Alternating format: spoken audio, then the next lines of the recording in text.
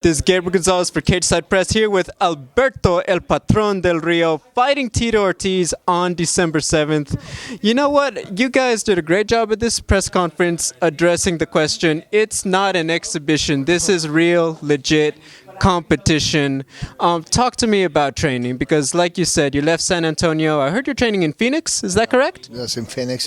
Yes, it's ridiculous. Stupid for people to think that, but I know they only say that because one person, another fighter said that it was not a real fight, which is ridiculous because he knows this is completely legit. I'm pretty sure he said it just because he wants the piece of it, because he's not doing absolutely anything, and he wants to be part of this whatever thing that will come after the fight, because a lot of people are talking about a rematch, or other people are talking about another fight, and I know he wants to fight for Combate Americas probably because he knows we're doing fantastic. And yes, about being in Arizona. I'm in Arizona. I've been there for the last 5 weeks, and I'm gonna stay there till the week of the fight. Completely focused. I got a place in Arizona because I needed to leave my family in San Antonio and focus in this task, this mission that I have to go and face Tito Ortiz in McAllen, Texas. Now, the wrestling fans, they know who you are. They know the WWE side of you. I think fans may not realize you're not a guy who just fought once or twice and pro wrestling just became a thing. You're a guy who had several fights. Talk to me, how big was MMA for you? Obviously wrestling, you had the opportunities, you go there. But how big was MMA for you when you were competing? Well, it was pretty big. I was just doing MMA for five, almost 6 years.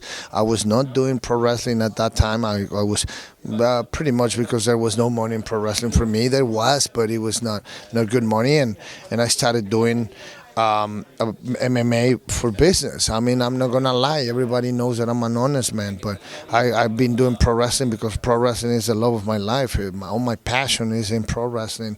But back then when I was younger, and the MMA gave me the opportunity to make more money and to start building myself, my career, and MMA was the one taking me to the place where I am right now, because if it wasn't for that fight in Japan, I would have never had the opportunity to get big contracts in Japan, to get those opportunities in Mexico, to have companies in Mexico saying, damn it, Dos Caras Jr.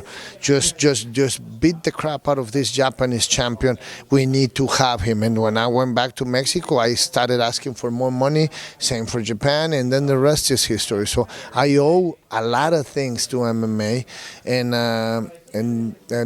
that's why I'm doing this. You know, I mean, that's one of the reasons, because there's several reasons why I'm taking this last fight.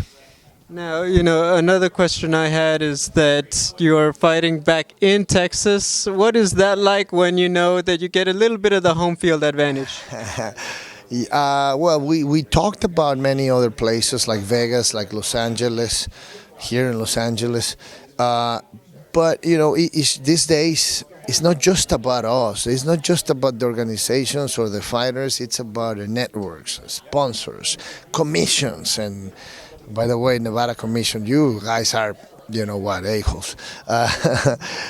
Deal with those guys was impossible. We wanted to do the fight in Vegas. You know, that's the capital of the world for fighting, but you know, it's just, they're ridiculous. So the other possibility was here, California, but we ended up doing Texas because McAllen, the city of McAllen, they are welcoming us in a fantastic way. They're offering us a lot of stuff to take this big fight down there.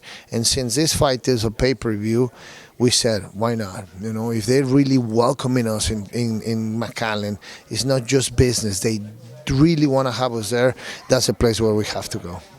Now, you've been with Combate Americas so many years, and yes, Tito's a big star. Obviously, we know him UFC, but you've been the guy. You've been here.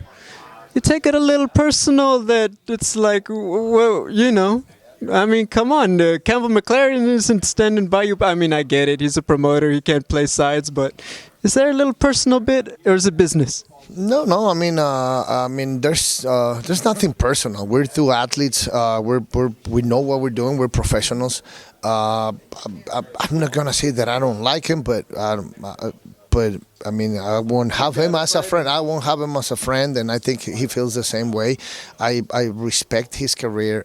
I don't respect his ideas. For me, his ideas are pretty stupid. But you know, it is what it is. I know he has a respect for me.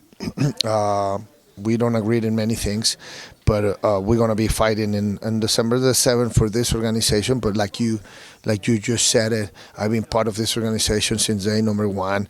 Cam McLaren is my friend, my boss, of course. Number one, he's my boss, but he's also my friend.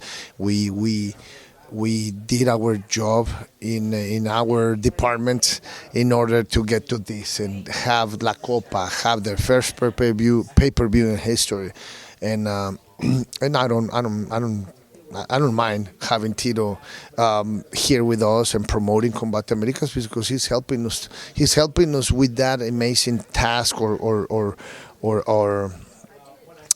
idea of taking Combate Americas to the sky. Final question, the belt's on the line. You win, you get a UFC belt. He wins, he gets a WWE belt. He gets a new one every time he beats somebody. Have you thought about which belt of his you want? The one he got when he beat Chuck number 1, number 2? Call your shot. Which one do you want him to bring to Texas on December 7th? I don't really care because I know he in each of those fights he put his heart and soul to win those belts. It's the same with the WWE title. Regardless of pro wrestling being scripted or not, you have to compete. You have to be an athlete. You have to put your heart and soul to be at that level and to be able to become that man, the one carrying that strap around the world as the number one wrestler in the company. And he knows that. He has been a pro wrestling fan his entire life. He said it, and he knows what it takes to get one of those around your waist, and that's why he wants it. I want his because I know all the sweat, blood, and tears that he put or had in order to get that strap around his waist.